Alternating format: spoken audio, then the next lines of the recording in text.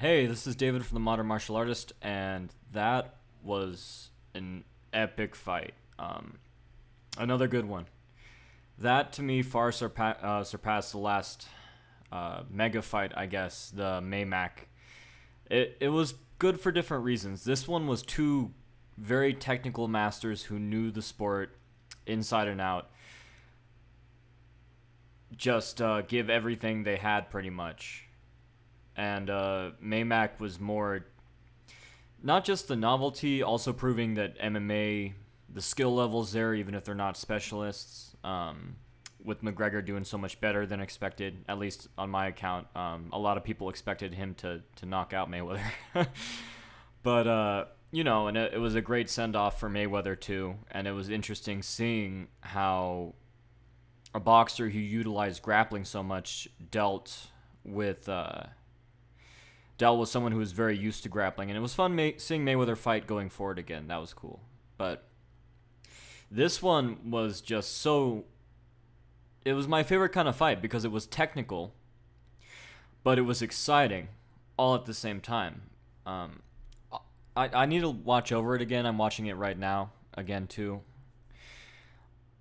Obviously, it's a lot more jabs landed by Triple G, and you can't really make the argument for most boxing matches where they throw the loose kind of flicky jabs, the ones that Jack Dempsey complains. He spent an entire page complaining about on his book. You can't really say, well, jabs don't count for much when it comes to Triple G, because they absolutely do. They knock your head back, they knock you back. I can't remember who it was, but he knocked someone down with it. Not out, but they knocked him down with it. At the same time, you can't deny that when he did land, Canelo landed the cleaner shots, the cleaner power shots most of the time, I felt. Like I said, I need to watch it again. I'm watching it right now. I felt when he connected, he really connected. Not more often. I feel they hit about the same amount of power shots, and I feel some of Triple G's hit very, very clean. But what made this such a great fight on so many levels is, man, they both have phenomenal chins. Absolutely incredible. Obviously, they know how to. It's a matter of Golovkin knowing how to deflect a punch and kind of make it go off his guard or the top of his head or his shoulders. Or Triple G knows how to do that. Hopefully, I said Triple G when I said that. I don't remember. But with Canelo, it's kind of the opposite, to where he knows how to roll with a punch really, really well. And you saw that a couple times, where if he'd kind of leaned into it, or if Triple G caught him coming in, he could have knocked him out. And the same obviously with Golovkin. If Canelo hit him with some of those punches and his guard wasn't raised, then he might have been done for. But so they're both experts at not getting knocked out. That's kind of important for boxing. You need to be able to take some shots here and there, especially at a high level.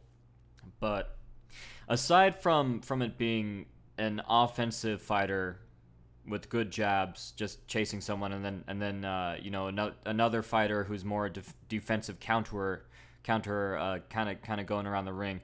There was a lot more to it than that, and I look forward to breaking it down a lot. That will definitely be coming. I looked at the Mayweather McGregor fight, and I'd only be breaking down things that would kind of be like how the rules of boxing were manipulated by both fighters, which isn't an entertaining video for anyone. And everything else was kind of obvious, and I felt I already covered it in my earlier videos. I said that even if McGregor did well or better than expected in the early rounds, then he'd still need to adjust to Floyd readjusting. I said that Floyd could get aggressive and that he'd probably knock him out with the right hand that he'd lead with, which he almost did. It got stopped before that. So I don't really feel there's anything left to talk about. I feel this fight has a lot to talk about.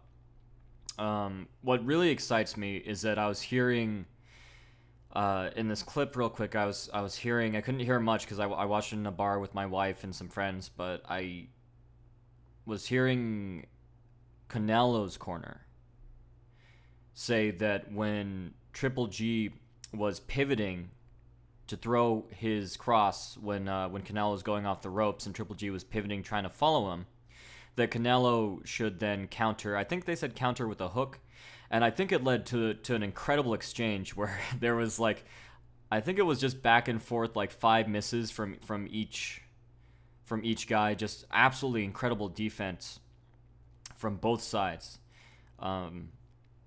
Truly amazing. And as far as offense go, or punches that connected, like I said, both these guys ate some big shots. That, like, I was watching. I'm like, if I got hit with one of those, man, I'd be waking up like a couple hours later, being like, "Hey, what happened? Oh man, you called Triple G's wife fat. I did. Yeah, you really shouldn't have done that. He knocked you the hell out." So yeah, I would not want to take those shots, man. That's no good. But it was a great crowd where I was at. It was somehow the crowd split up to where the cheering was pretty much even for both fighters, which made it really entertaining and really fun to be there. And I had such a hard time choosing who I was rooting for. I always like to root for the aggressor, unless it's a fighter that's kind of like Muhammad Ali, to where they pick you down, but then they charge in at the end and flurry. And you saw Canelo get more and more aggressive, so that was good.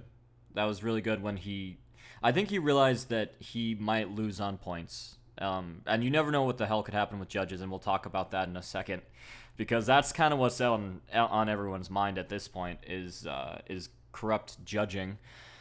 But you never really know what's in the judge's mind, but you don't want to leave it to chance. So Canelo kind of got more aggressive for a couple of rounds, which was really fun to see, because I can't remember which round it was. I feel like it was the 7th or 8th, but like I said, I need to rewatch it again, because no way I can just remember that. But I feel like it was somewhere around there, maybe the 9th or 10th, when Canelo kind of gave up for a while on backing up to counter or going against the ropes to counter, and just decided to really go for it, and we got kind of a brawl, and that was fun too. So yeah, way more details when we get into it in the breakdown. I'll definitely be doing that in a couple days. And what a fantastic fight. I really couldn't be happier. Now for the judging. I felt that I think a split decision in this case, given the prestige of both fighters, how accomplished they are, and how they both put a lot of heart and soul into it. I think Triple G maybe a little bit more than Canelo, but I don't know. Canelo looked gassed, and then Triple G did kind of too. I think. Oh, this is something I didn't bring up.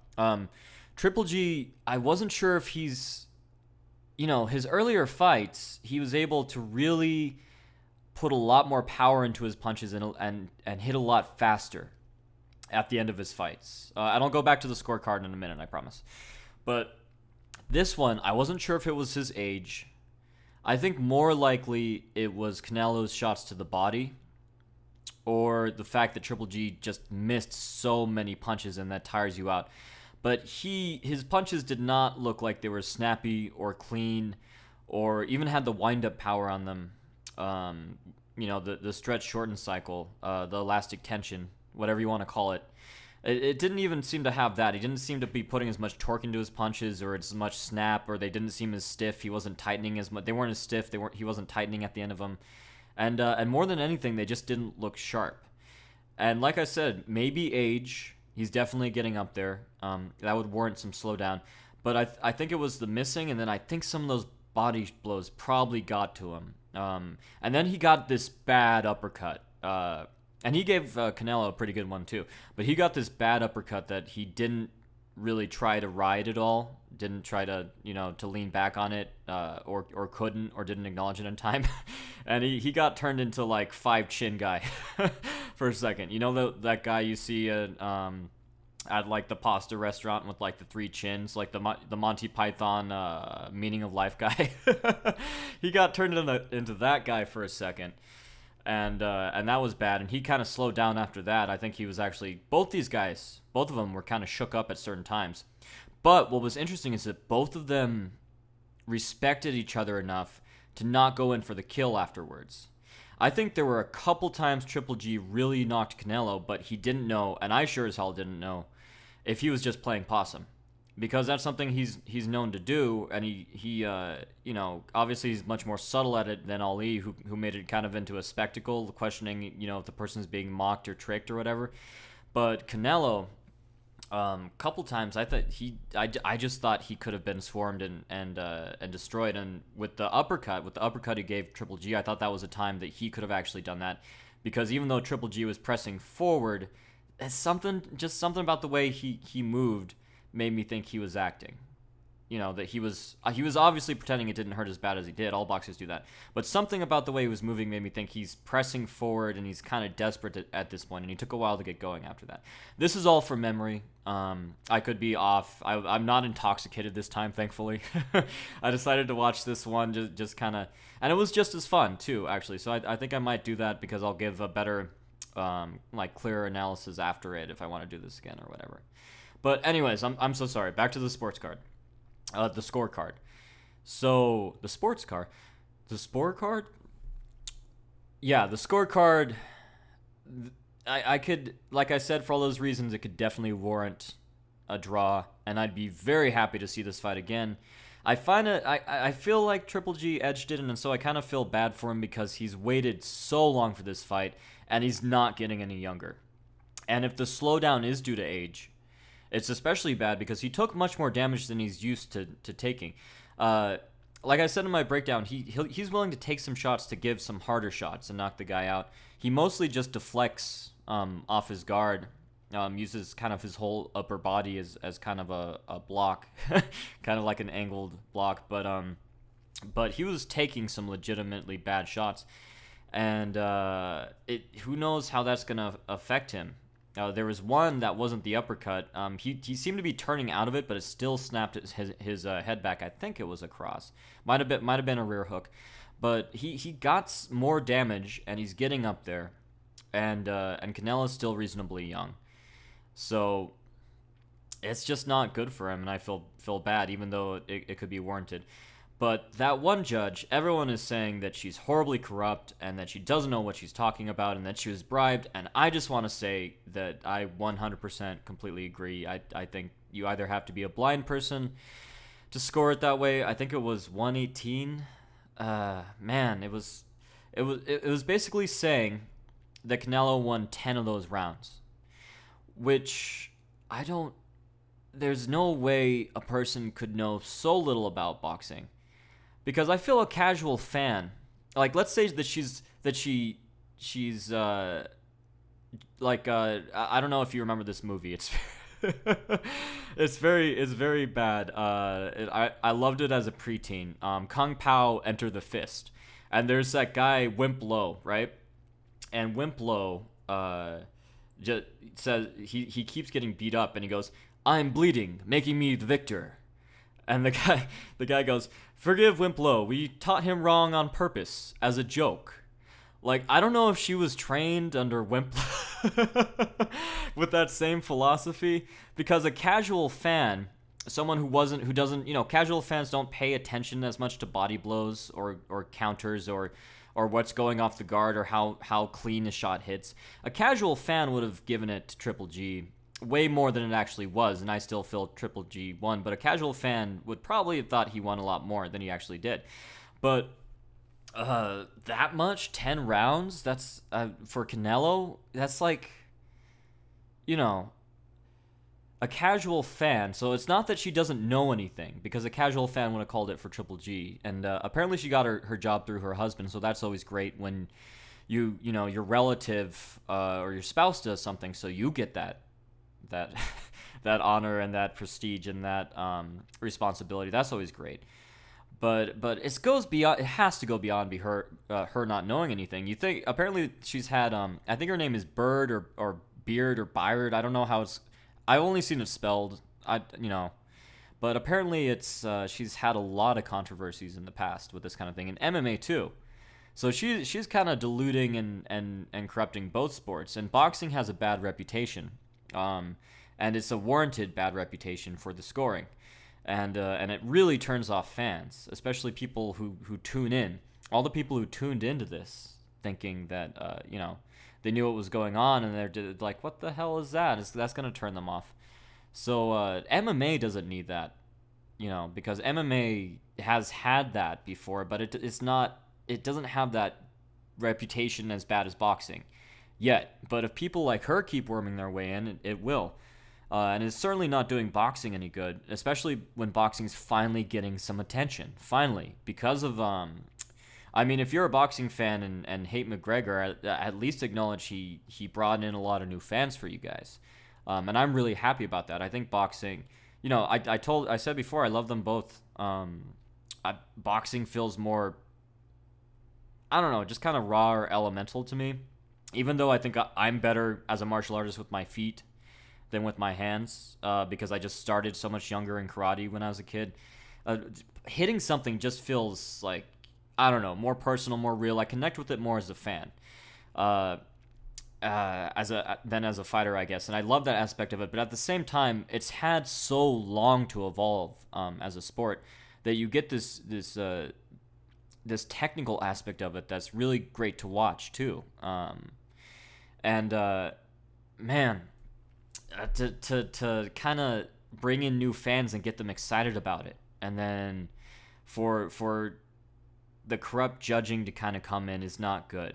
I don't know if anyone's actually. I doubt. Maybe everyone's kind of blowing this out of proportion, because are the casual fans really gonna care that much about the score? Or are they gonna care that they saw a good fight? So maybe it's not that bad of a deal. It pisses me off. I could tell you that it ticks me off, but it's like a scratch. It's like you get to eat a bowl of your favorite ice cream, but you also get like a scratch, like a paper cut. It's like, yeah, there was a little bit of pain, it's a little bit of a blemish, but you also got to eat the bowl of ice cream. So why are you really complaining? Did you not want the ice cream? Don't you think it was worth it just for a paper cut? But yeah, so that wasn't good, but that leads us to the rematch.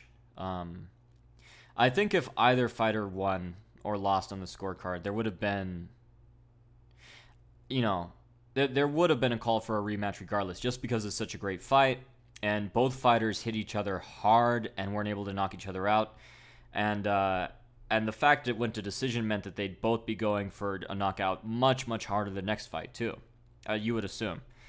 So this definitely calls for a rematch, and if anything, this corrupt judge might make the rematch more exciting, because both these guys, I'm sure, don't want to leave it up to the judges. I mean, they didn't before. They don't. I'm sure they didn't want to get so reckless they got knocked out. That'd be really bad. But they also don't want to leave it up to the scorecard. But I think now more so, probably. If they decide to do it. If I were Triple G, I might just say, well, I felt I won the fight, and I'm getting older, and I have some more, people I'd like to do without getting my head bashed around with this same guy again, and I'm on to that. But I have mixed feelings on it. I'd love to see a second fight, especially with the heightened tension and the stakes being higher. But yeah, I'd like to see it. I'd like to see it. I'd still, at the same time, I'd still like to see Triple G fight some more competitors. If there's anyone out there, who wants to do that. If there's a high level fighter that would take that fight, Okay, last thing. So Canelo cracked me the hell up with that punch behind his back. He's had to have done that before as like a joke in sparring. He probably was not in the least bit planning on doing it. But that just made me like him even more as not just as a fighter, but as a person, because this is like a high stake fight. I mean, he's been in a high stake fight before, for sure. You could maybe argue it was more than this, but to be able to do that and then goof around and have that sense of humor, that was hilarious. And if you haven't seen that, then just look it up. He's basically Triple G. Was in a position to where he was in like a headlock. He had his head in his armpit, and then Canelo reached behind and then gave him like a quick pop. Obviously no power. I could do like a joke breakdown of it. Watch how he puts his hips and braces the head. But that was funny. So yeah, both classy guys, both respected each other. Absolutely fantastic fight. You got a bad judge. What are you gonna do? And I hope to see a rematch. and I hope to see both these guys fight again.